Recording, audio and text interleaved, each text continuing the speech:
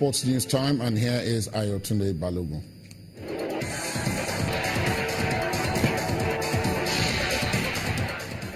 Many thanks, Laddie. Nigeria's Minister of Youth and Sport, Solomon Dalung, has restated the federal government's support for the Super Eagles ahead of the 2018 FIFA World Cup in Russia. Mr. Dalung says arrangements have already been made to ensure the timely release of the proposed preparation budget for the tournament. To address this problem is all these monies we have. On the side of government, government has made considerable progress in terms of the process of providing its own part of the commitment. We've made quite great progress because right from the time we qualified, government, the president gave a directive, and we have been working around the clock to make sure that nothing is left undone. So we will be comfortable. But policing the payment too is very, very important, and it's not only going to be the responsibility of the ministry, all stakeholders, because some of these things have the way they do it that generates some of these crises. So if you stumble on any information, you draw attention. Nigeria's Minister of Youth and Sports, Solomon Dalung. To the English Premier League now, Hector Bellerin struck a late equaliser to help Arsenal snatch a point against Chelsea in the North London derby. Now, the Spaniard scored with a side-footed volley to give the Gunners a share of the spoils after Eden Hazard and Marcus Alonso had scored for Chelsea.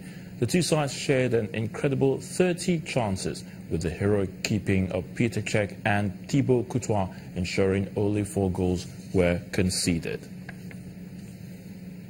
Novak Djokovic will decide whether to play at the Australian Open after taking part in 2 exhibition tournaments next week. The 30-year-old former world number 1 has been out for the last 6 months with an elbow injury. The problem forced him to miss the Mubadala Championship and the Qatar Open, but he's now set to test his fitness at the Kooyong Classic and the Brig Tens at Melbourne Park. Djokovic, who is a 6-time Australian Open champion, hasn't played since retiring against Thomas Berdych in the Wimbledon quarterfinals in July last year. In the Hopman Cup, Belgium has secured a 3-0 win over host Australia in Group B in Perth. In the first rubber, Elise Martins came from a set down to beat Daria Gavrilova 2-6, 6-4, 6-2 in a 2-hour battle. David Goffin then clinched the tie with a 6-4, 6-2 victory over Tanasi Kokinakis before pairing Martins to win the mixed doubles dead rubber. Belgium can reach the final if they beat Canada in their next match, and Australia fail to better their result against Germany.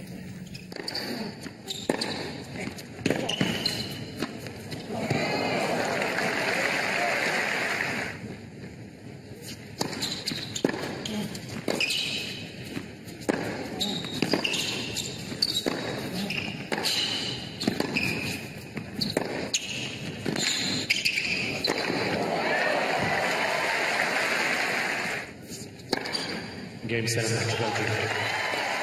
2 sets win off 6-4,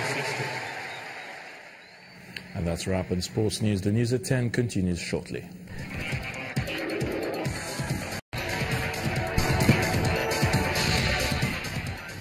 Some foreign news. Ethiopia's Prime Minister has announced the release of all political prisoners and the closure of a notorious detention center which allegedly used torture to extract confessions. Mr. Haile Mariam Desalegn told a press conference that charges would also be dropped for those still awaiting trial. He says the move is designed to allow political dialogue.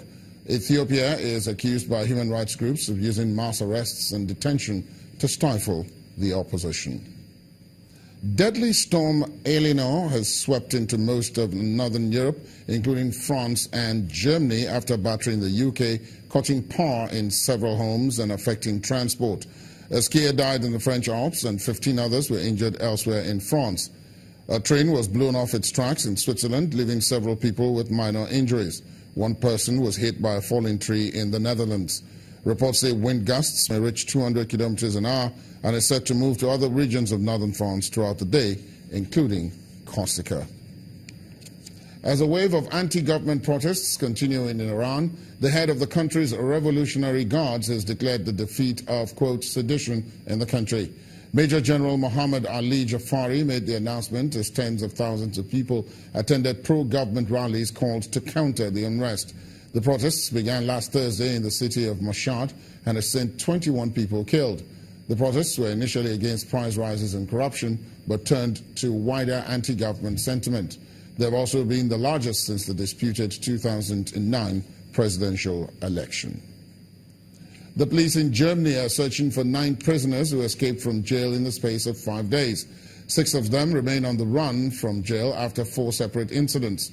Last Thursday, 4 inmates used an angle grinder and hammer from the prison workshop to break through a ventilation shaft. They then crept under the perimeter fence. In spite of CCTV capturing the escape, it was 41 minutes before it was noticed. 2 of the 4 prisoners who were serving sentences for theft, aggravated assault and extortion are still reported to be at large. And the main news again. The youth in Makurdi, the capital of Benue State, today staged a protest demanding justice over the killing of at least 33 persons by suspected herdsmen. Also today, at least 10 people were killed and several others injured as a suicide bomber set off an explosive device in a mosque in Maiduguri, Borno State.